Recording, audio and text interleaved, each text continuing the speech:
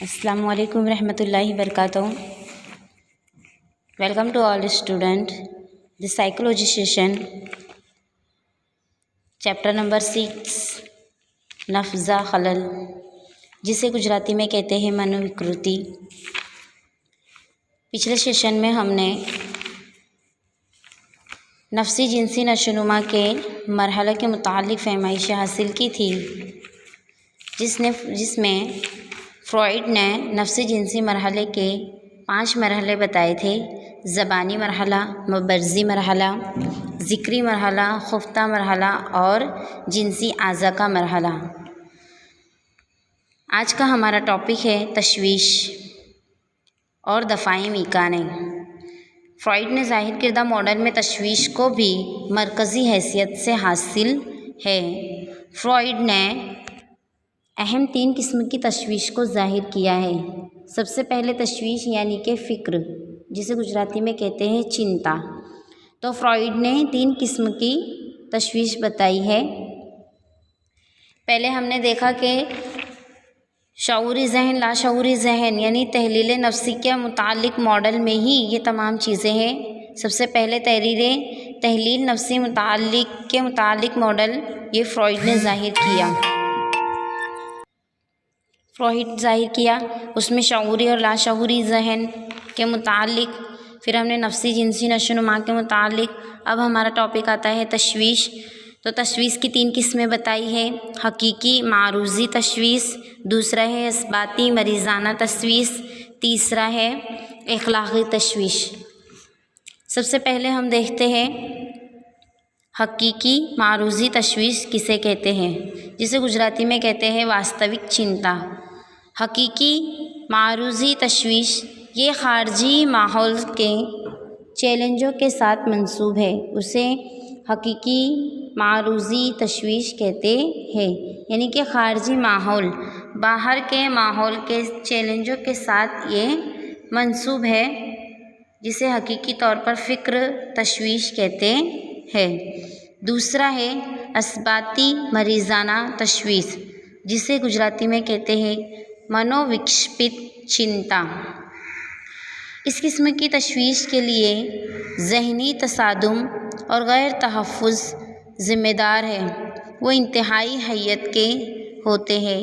اس قسم کے تشویش کے حامل فرد کبھی کبھار تشویش کے لیے ذمہ دار وجوہات سے ناآشنا ہوتے ہیں. اثباتی مریضانہ تشویش میں کیا بتا رہا ہے کہ اس قسم کی تشویش یعنی فکر کیا ہوتے ہیں؟ ذہنی تصادم، ذہنی طور پر کشمکش ہوتی ہے، اپنے آپ کو غیر تحفظ اس کے لیے ذمہ دار مانتے ہیں، انہیں غیر تحفظ کا احساس ہوتا ہے، انتہائی حیرت میں ہوتے ہیں، اکیلے ہوتے ہیں. اور کبھی کبھی اس قسم کی تشویش میں ہوتا ہے کہ تشویش کے لیے کون سے وجوہات ذمہ دار ہے، یعنی کیا کارن ہے، اس سے بھی مریض ناآشنا ہوتا ہے. فرد کو خبر نہیں ہوتی کہ کون سی قسم کی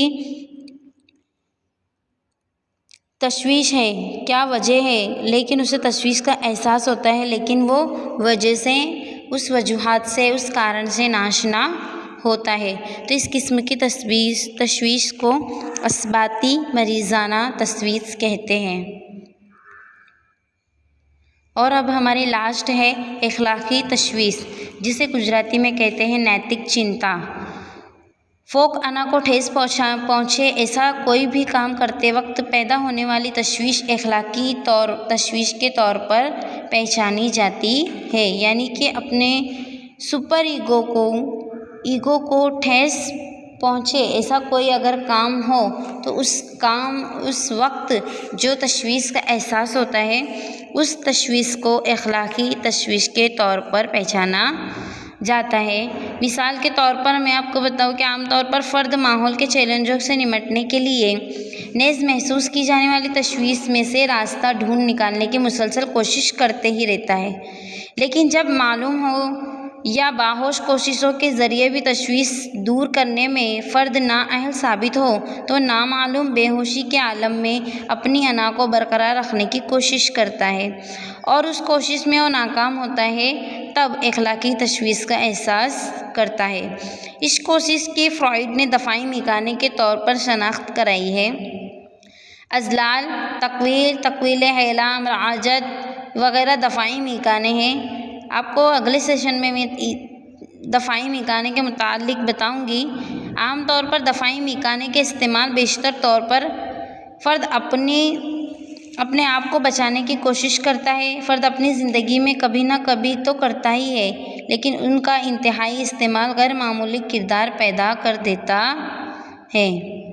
یعنی اخلاقی تشویش کے متعلق نفسیات داں فرائیڈ نے بتایا ہے کہ اگر کوئی ایسا کام ہو جو ہماری سپر ایگو کو ٹھیس پہنچائے، اور اس وقت جو ٹھیس پہنچتی ہے اور جو تشویش کا احساس ہمیں ہوتا ہے، تو تشویش ہماری اخلاقی تشویش کہلاتی ہے۔ اس وقت فرد اس سے نمٹنے کی بہت کوششیں کرتا ہے، لیکن لاکھ کوششیں کرنے کے باوجود بھی اگر فرد اس میں ناکام ہوتا ہے تو اس ناکامی کی وجہ سے اسے تشویش کا احساس ہوتا ہے، اور اس تشویش کو اخلاقی تشویش کے طور پر پہچانا جاتا ہے۔ یوں فرائیڈ کے ظاہر کردہ تحلیلی نفسی ماڈل کے متعلق میں ہم نے 3 چیزیں ہمیں یاد رکھنی ہے۔ سب سے پہلے تو ہمیں یہ یاد رکھنا ہے کہ فرائیڈ کا کون سا ماڈل ہے، تو تحلیلی نفسی کے متعلق ماڈل، اور اس میں ہم نے شعوری ذہن، لاشعوری ذہن، نیم شعوری ذہن کے متعلق معلومات حاصل کی۔ اس کے بعد ہم نے جبلت حرکت ارادی کے متعلق فہمائش حاصل کی، انا، فوق انا، اور پھر شخصیت کے متعلق نشوونما، جس میں ہم نے نفسی جنسی مرحلہ کے متعلق فہمائش حاصل کی، اور ہمارا یہ لاسٹ ٹاپک تھا تشویش اور دفاعی میکانے۔